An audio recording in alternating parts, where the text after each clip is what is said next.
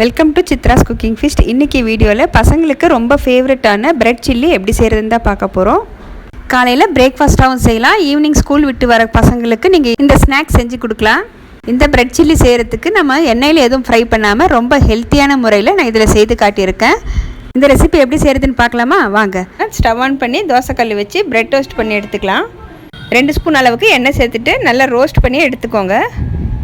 நீங்கள் இந்த ப்ரெட்டை எண்ணெயில் பொரிச்சிட்டு கூட நீங்கள் செய்யலாங்க. நான் கொஞ்சம் ஹெல்த்தியாக இந்த மாதிரி நான் டோஸ்ட் பண்ணி எடுத்துக்கிறேன்.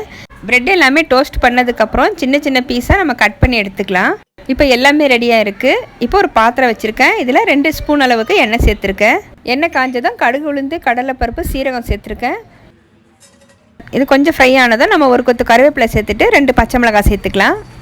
இப்போ நம்ம கட் பண்ணி வச்சுருந்த வெங்காயம் சேர்த்துட்டு நல்லா வதக்கிக்கலாம். வெங்காயம் கொஞ்சம் கலர் மாறட்டும். கலர் மாறினதும் நம்ம எடுத்து வச்சுருக்கிற கேப்சிகமும் கேரட்டும் சேர்த்துக்கலாம். இன்னும் இதில் உங்களுக்கு வேணும்னா இன்றைக்கி ஸ்வீட் கார்ன் கூட சேர்த்து வதக்கிக்கலாம். இப்போ வெங்காயம் வதங்கினதும் கேப்சிகமும் கேரட்டும் சேர்த்துக்கலாம்.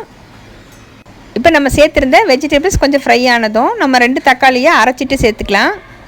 தக்காளியை நீங்கள் கட் பண்ணி சேர்க்குறதுக்கு பதிலாக இந்த மாதிரி அரைச்சிட்டு சேர்த்துக்கோங்க. அப்போ தான் நமக்கு வந்து ப்ரெட்டில் மசாலா நல்லா கோட் ஆகி வரும். தக்காளி சேர்த்துட்டு இந்த ப்ரெட்டுக்கு தேவையான அளவுக்கு உப்பு சேர்த்துக்கலாம். 1/4 ஸ்பூன் அளவுக்கு மஞ்சள் தூள் சேர்த்துக்கிறேன். 1 ஸ்பூன் அளவுக்கு மிளகாத்தூள் சேர்த்துக்கிறேன். 1 ஸ்பூன் அளவுக்கு தனியாத்தூள் சேர்த்துட்டு இந்த மசாலா வாசனை போகிற அளவுக்கு நல்லா வதக்கிக்கோங்க. இப்போது 1 நிமிஷத்துக்கு நம்ம க்ளோஸ் பண்ணி வேக வச்சுக்கலாம். இந்த வெஜிடபிள்ஸ் நல்லா வெந்து வரட்டும். இப்போ வெஜிடபிள்ஸ் பார்த்திங்கன்னா நல்லா குக் ஆகி இருக்குது. நல்லா ஒரு தடவை கலந்துக்கலாம். கலந்துட்டு நம்ம ப்ரெட் சேர்த்துட்டு நல்லா மிக்ஸ் பண்ணிக்கலாம். பிரெட் டோஸ்ட் பண்ணி ரெடியாக இருந்ததுன்னா நம்ம 10 நிமிஷத்துலேயே இந்த பிரேக்ஃபாஸ்ட் ரெடி பண்ணிக்கலாங்க. சாப்பிட்றதுக்கு ரொம்ப டேஸ்ட்டாக இருக்கும். நம்ம சேனல்லே பார்த்தீங்கன்னா நிறைய இன்ஸ்டன்ட் பிரேக்ஃபாஸ்ட் ரெசிபிஸ் நான் போஸ்ட் பண்ணியிருப்பேன். நீங்கள் அந்த வீடியோஸும் பாருங்கள், உங்களுக்கு ரொம்பவே யூஸ்ஃபுல்லாக இருக்கும். இதில் டொமேட்டோ சாஸ் 1 ஸ்பூன் அளவுக்கு சேர்த்துக்கிறேன். நீங்கள் விருப்பப்பட்டிங்கன்னா சோயா சாஸ் கூட சேர்த்துக்கலாம். கடைசியாக ஒரு கைப்பிடி அளவுக்கு கொத்தமல்லி சேர்த்துட்டு நல்லா ஒரு தடவை கலந்துக்கலாங்க. இப்போ ரொம்பவே டேஸ்டியான பிரெட் சில்லி ரெடி ஆயிடுச்சுங்க. இந்த மெத்தடில் ஒரு தடவை ட்ரை பண்ணி பாருங்கள். சப்ஸ்கிரைப் பண்ணி பெல் பட்டனை ப்ரெஸ் பண்ணி ஆளுங்கிற ஆப்ஷனை கிளிக் பண்ணி வச்சுக்கோங்க. அப்போ தான் நான் போடுற வீடியோஸ் வந்து உங்களுக்கு உடனே நோட்டிஃபிகேஷனாக வரும். தேங்க்ஸ் ஃபார் வாட்சிங்.